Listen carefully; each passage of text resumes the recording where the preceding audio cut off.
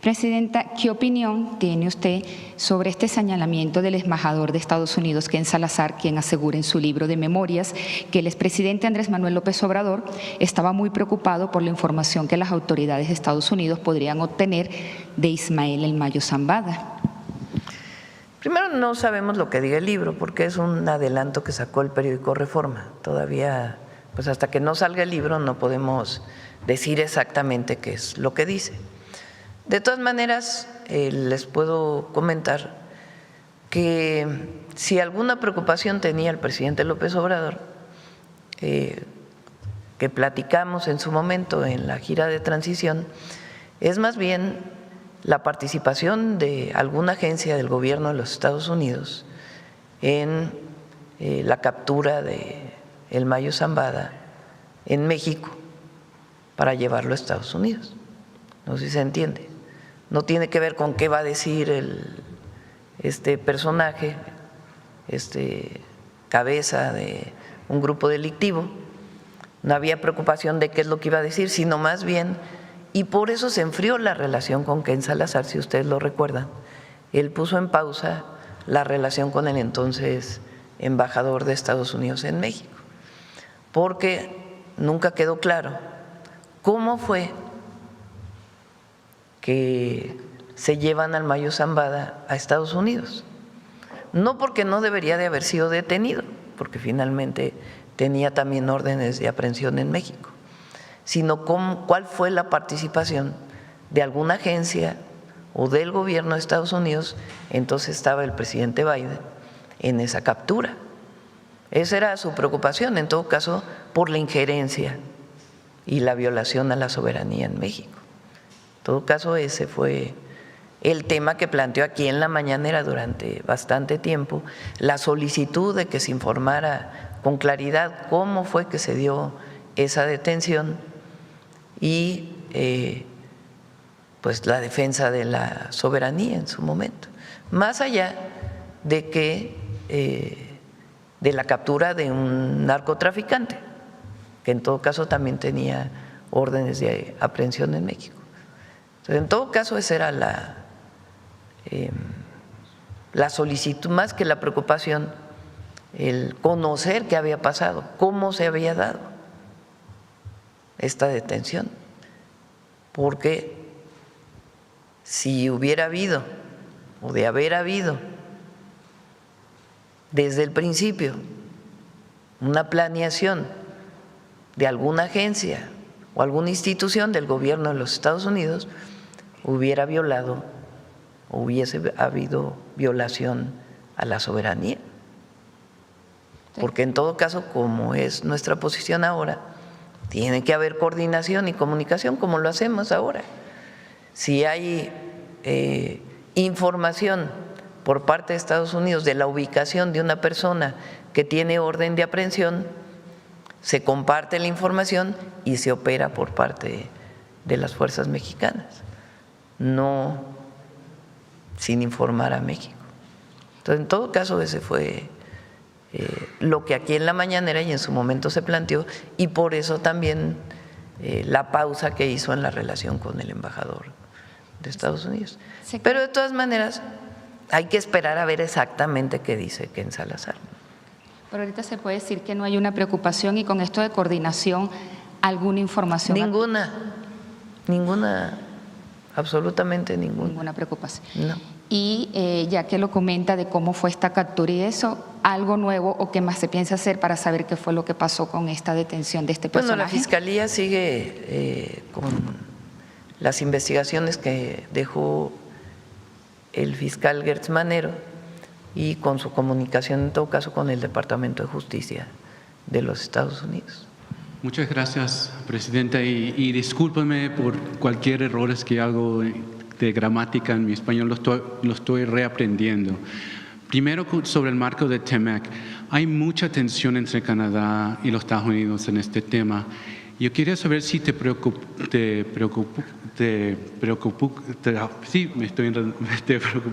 un poquito que estas tensiones entre Canadá y Estados Unidos pueden afectar de manera negativa a las negociaciones de TEMEC, si a lo mejor tienes que decidir de dejar Canadá al lado. No lo creo. El tratado es una ley, digamos, porque fue aprobado por los congresos de los 3 países. Entonces, si algo muy profundo tuviera que cambiar, pues tendría que pasar por los congresos. Y no creemos que esa sea ni la posición de Canadá, ni la posición de Estados Unidos, ni nuestra posición.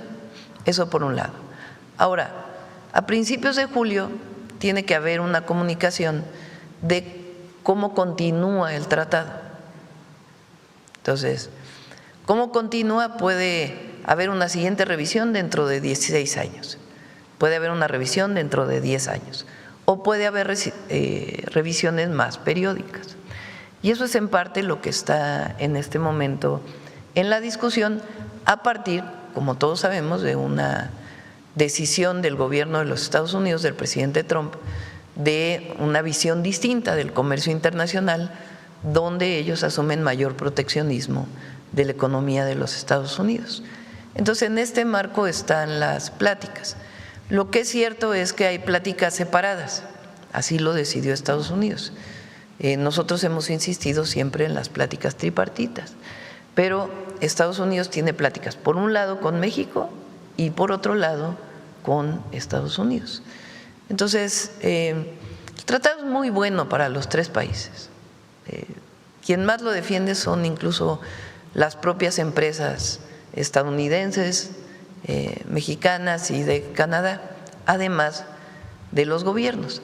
Puede haber una posición particular en este momento del gobierno de Estados Unidos, pero tiene muchísimas ventajas competitivas frente a otras regiones del mundo.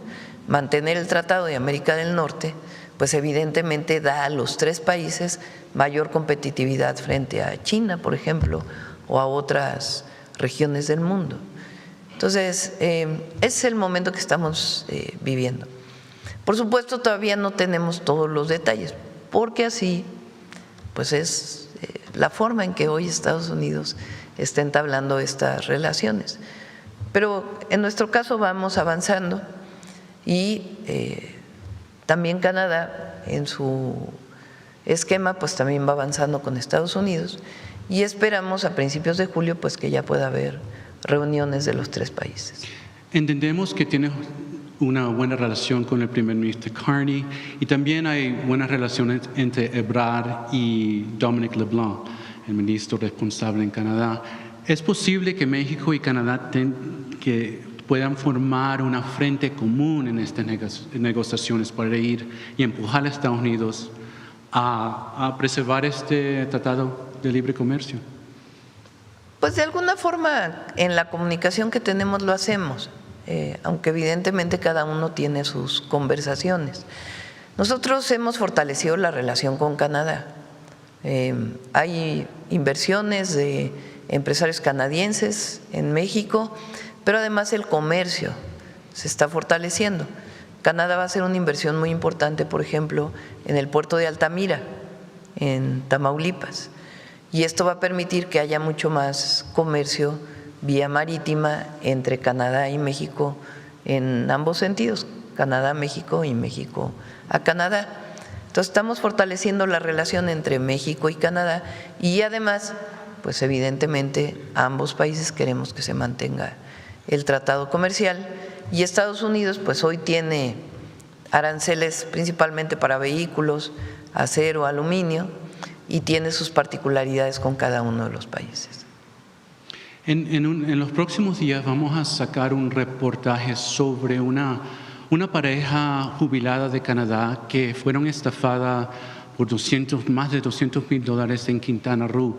Y entendemos que las autoridades ahí le han pedido que paguen para que puedan avanzar el caso de esta estafada, que tienen que pagar si quieren que este caso avance.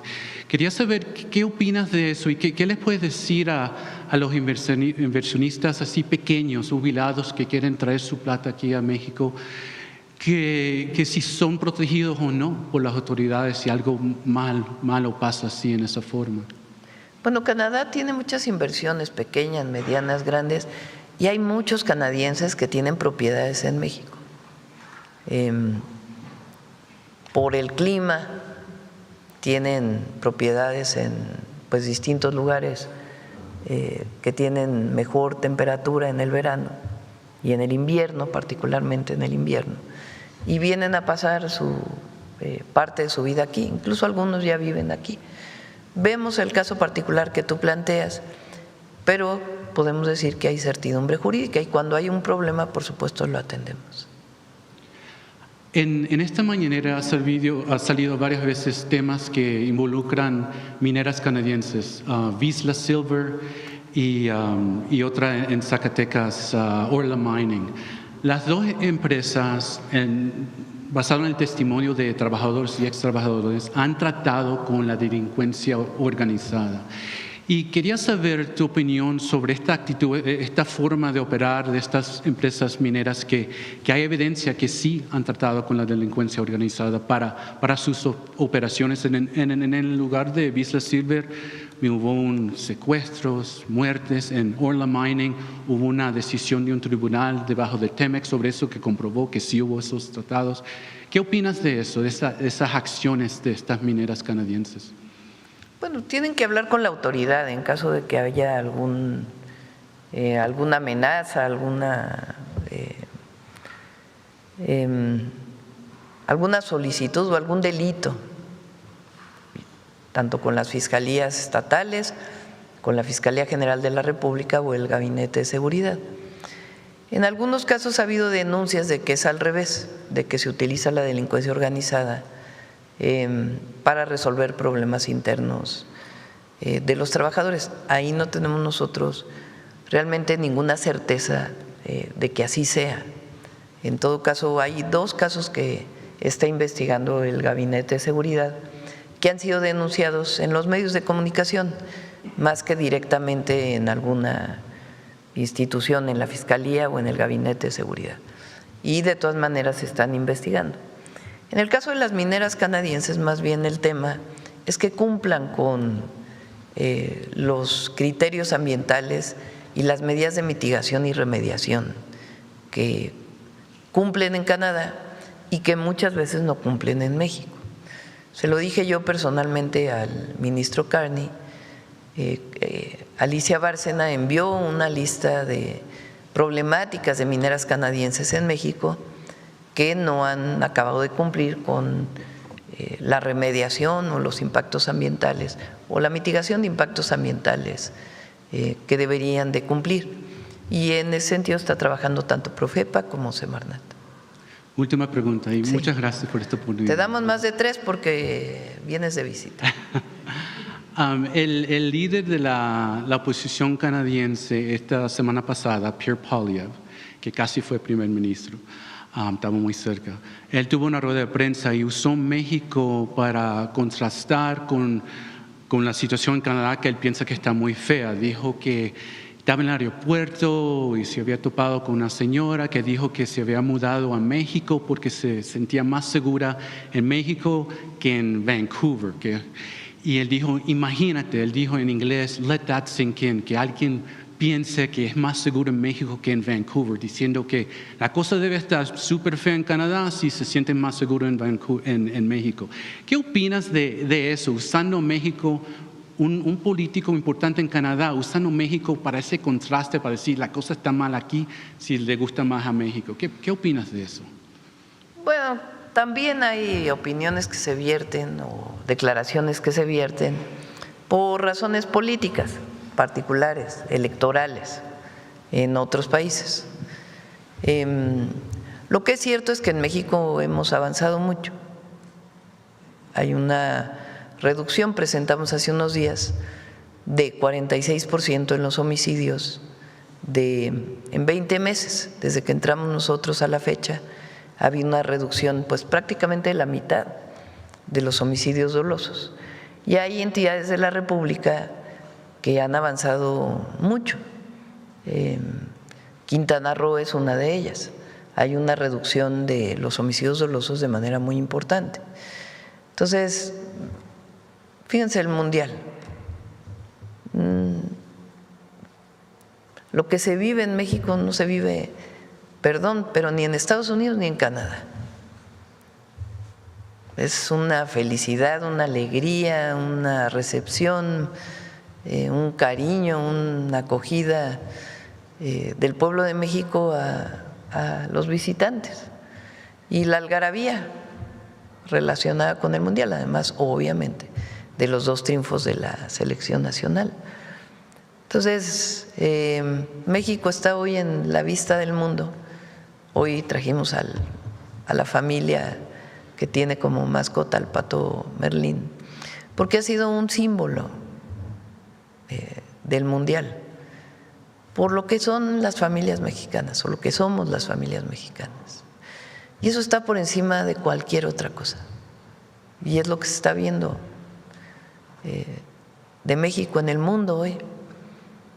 Entonces, estamos muy orgullosos de las y los mexicanos y del trabajo que estamos haciendo todos los días para beneficio del pueblo y también que disfrutan los visitantes que vienen a nuestro país. Sobre la coordinadora, ya se le tiró el plantón, informaron que llegaron a acuerdos. Preguntarle primero sobre estos 800 millones de pesos que comentó el secretario de Educación la vez pasada. ¿Ya se otorgaron en su totalidad a la sección 22 de Oaxaca o porque ellos dicen que no han tenido como todavía los recursos suficientes? Y también preguntarle si con este nuevo acuerdo de 800 millones de pesos más, ¿cómo se va a garantizar que realmente llegue estos recursos pues a las escuelas, que ellos principalmente demandan que no lleguen en su totalidad los recursos? A ver, lo primero es que no se dan ese dinero a la CENTE, al sindicato. Nunca. Las secciones sindicales por contrato colectivo tienen todas, no solamente los maestros, algún recurso que se da para la operación de los sindicatos. Pero esos 800 millones no tienen absolutamente nada que ver con la CENTE, nada. Es para la educación de las niñas y los niños en Oaxaca. ¿En qué se traduce? En mayor número de plazas para maestros, que hoy, por ejemplo, alguna región de Oaxaca que no tenga todas las plazas de maestros, pues van dirigidas ahí, en coordinación con la mesa tripartita. Mejoras para las escuelas. El año pasado, por ejemplo, se acordó que hubiera computadoras y impresoras para todas las escuelas, que se necesitan obviamente. Entonces no se entregan al sindicato para que el sindicato le entregue a las escuelas, no, se entregan de manera directa a las escuelas. Por ejemplo, se daba recurso a Oaxaca, al estado de Oaxaca, para la compra de uniformes para todas las niñas y niños. El presidente López Obrador en el 2024 ese recurso se lo dio a la defensa para que la defensa hiciera los uniformes y ya se entregaran los uniformes completos a las niñas y los niños de Oaxaca.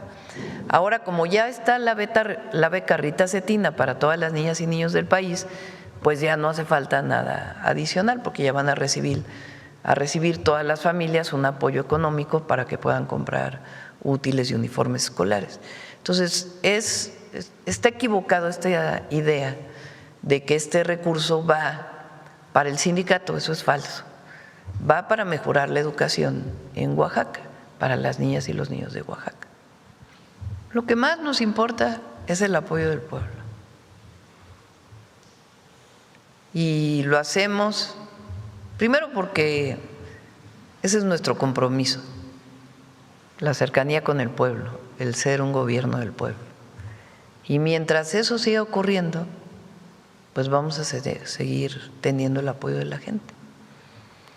Ya si hay reconocimiento internacional por eso, pues es porque este movimiento que representa la transformación de nuestro país es único en el sentido de esta hermandad entre el pueblo de México y su gobierno. Va más allá de incluso un partido político, o sea, más allá de Morena. Es el dar resultados, es la honestidad en primer lugar.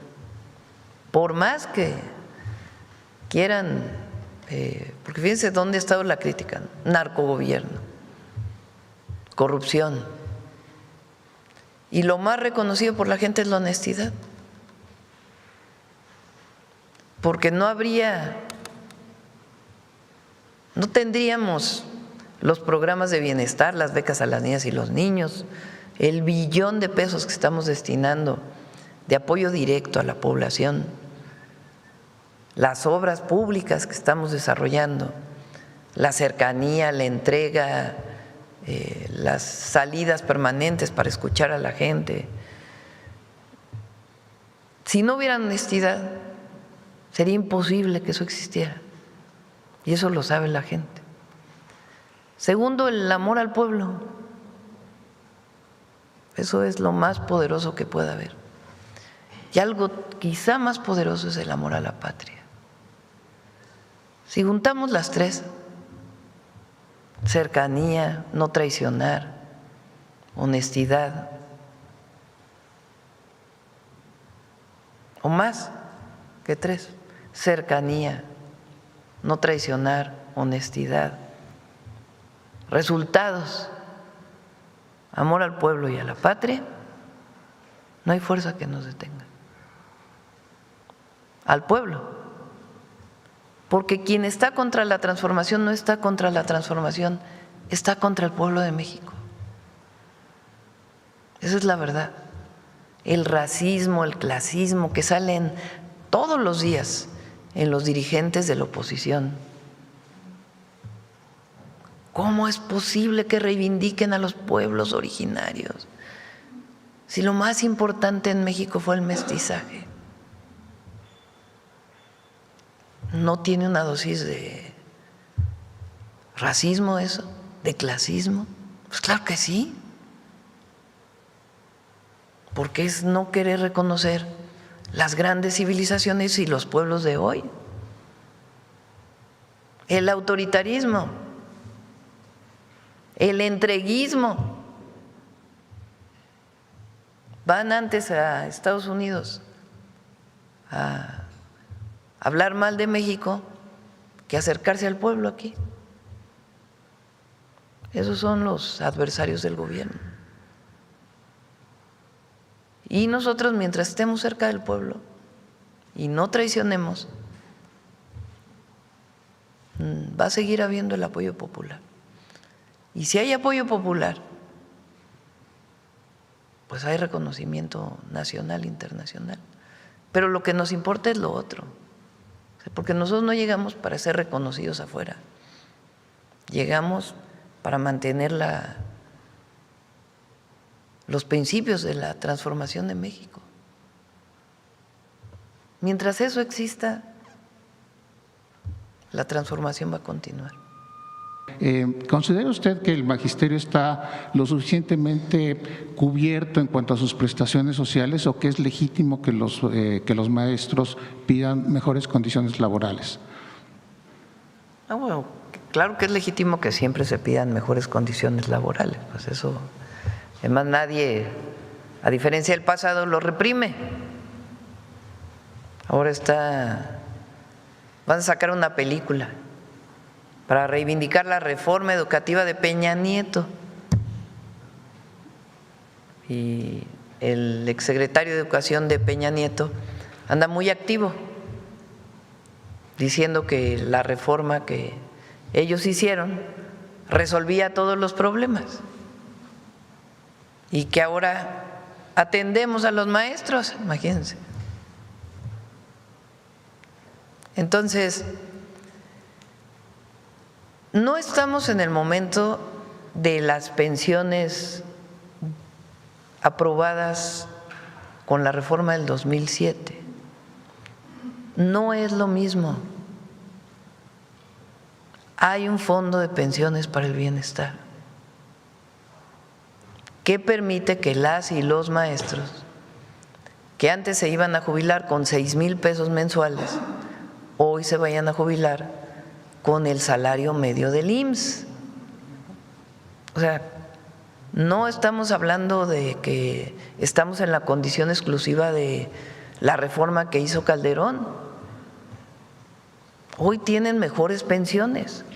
Sí, Los que Presidenta, se van a discúlpeme retirar. Sí, que le interrumpa, déjame. pero el salario medio del IMSS estamos hablando de 12,000, 13,000 pesos. Y No aquí, son 17,000 pesos, no Ok, son 12,000. pero aquí en la conferencia mañanera se presentó el salario medio de los maestros de 20,000. Entonces, no es, digamos que eso es un salario, Sí, mira, pero yo no gano, es yo lo que es. gano más de 100,000 pesos y me voy a jubilar con 30,000.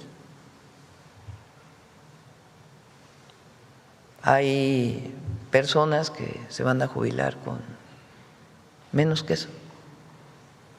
Entonces, no estamos en la situación de que había pensiones de 5,000, 6,000 pesos, sino lo que es el salario medio. O sea, no es la jubilación, el retiro que tenían, porque ahora hay un fondo de pensiones para el bienestar. Eso es lo primero, porque si no parece que no hubo nada nuevo con la transformación, y sí hay. Segundo, los maestros fueron basificados cuando la reforma educativa lo que planteaba era una parte punitiva. Si no cumples de acuerdo a un comité de evaluación externo que no tenía nada que ver con los maestros, podías perder tu plaza. Hoy eso no existe. Hay más de 1 millón de profesores basificados. Y las cuentas ya son individuales, ya no es lo mismo que hay que decir, ya le pertenecen a cada maestro. Entonces se buscan las mejores condiciones posibles en el marco presupuestal. Hubo 10% de aumento salarial el año pasado, 9% de aumento este año. Cuando en el pasado los aumentos salariales eran la inflación exclusivamente. No había más que la inflación. Entonces, es una condición distinta, que ojalá pudiéramos dar más, sí, pero la Cuarta Transformación decidió no solo apoyar a los maestros, sino apoyar al que menos tiene, a todos, no solo a un gremio, a todas y a todos. Y hoy hay una pensión universal para adulto mayor, que es de 6,400 pesos bimestrales. Entonces, el maestro, por ejemplo, al cumplir 65 años, tiene la jubilación de apoyo del Fondo del Bienestar más el fondo, más el Fondo de Pensiones para el Bienestar, más la pensión universal. O sea, en este momento 3,200 pesos mensuales adicionales al que cumple 65 años. Hay personas que solo tienen los 3,200 pesos mensuales, que es la pensión universal para el adulto mayor. Y tomamos la decisión de que todos los niños tuvieran beca. Y tomamos la decisión de que todas las personas con discapacidad tuvieran un apoyo. Y la decisión de que los pequeños productores del país, campesinos, tuvieran producción para el bienestar y fertilizantes gratuitos. Entonces, se apoya a todos de manera universal, con la máxima de por el bien de todos, primero los pobres. Entonces, se busca mejorar las condiciones de las maestras y los maestros de México. Ahora, no hay que olvidar que quien reprimió a las maestras y a los maestros de México, pues fue el PRIAN, Nochistlán, y la última movilización que hubo en el Zócalo, que fueron levantados con la policía de un plantón en el Zócalo. Nosotros no reprimimos y hablamos. Ahora, es muy importante que se hable con las representaciones. Es muy importante, porque los maestros eligen a su representación sindical. Y en algunos casos hay maestros de la CENTE que no tienen la representación de su sección, pero quieren el mismo trato que los que tienen la representación de la sección. Pues eso está muy complejo, porque hay que reconocer las representaciones. Presidenta, preguntarle, insistir sobre este cierre de la frontera de Estados Unidos a la importación de ganado por la plaga del gusano barrenador. Ya está a punto de cumplirse un año del último cierre. ¿Cuál es su balance sobre el impacto económico en el sector ganadero y para México? Y sobre cuándo se abriría nuevamente la frontera. Había comentado que se va a inaugurar esta planta de mosca estéril. ¿Cuándo sería esta inauguración? El viernes. El viernes vamos a Chiapas a inaugurar la planta, ya con su primera producción, es la primera fase y después va a ir aumentando el número de ejemplares que se van a producir. El viernes ya de esta semana, el 26, ya se inaugura la planta y hay pláticas. Muy difícil que nosotros digamos cuándo se va a abrir, porque no depende de nosotros. Depende de los Estados Unidos. Ahora, es importante que se sepa que el año pasado aumentó la exportación de carne. Es decir, no se quedaron cruzados de brazos los ganaderos. Lo que hicieron fue engordar aquí y después producir carne y exportarla en aquellos centros en donde tienen las características para que pueda haber exportación. Estaban por darme el dato, está entre 23 y 30% la cantidad de carne empaquetada que se exportó a los Estados Unidos. Entonces, también le dieron un poco la vuelta a la situación que se estuvo viviendo o que se está viviendo. Y vamos a ver si ya con esta planta pues puede haber una nueva condición. Pero hay pláticas, eso sí, permanentemente. ¿Qué tanto afecta la aparición pues ya de la plaga ya mismo en Estados Unidos para que se pueda dar esta reapertura, Presidenta? Bueno, pues más bien lo que nosotros hemos propuesto es que se haga una comisión formal binacional. Así se hizo en su momento cuando México y Estados Unidos vivieron una situación de esta plaga. Entonces, que se instale formalmente una comisión binacional que trate estos temas y que se esté reuniendo de manera permanente. Ya existe, porque en realidad, o sea, existen los hechos, porque hay muchas reuniones, pero si la instalamos formalmente, pues va a ser para beneficio de ambos países. Esa es la propuesta que ha hecho México. Y ahora, pues con la inversión, porque una buena parte de la inversión de esta planta fue de Estados Unidos, va a ayudar mucho. Entonces, si nos acompañan el viernes a la apertura, pues ahí se va a dar mucho más información.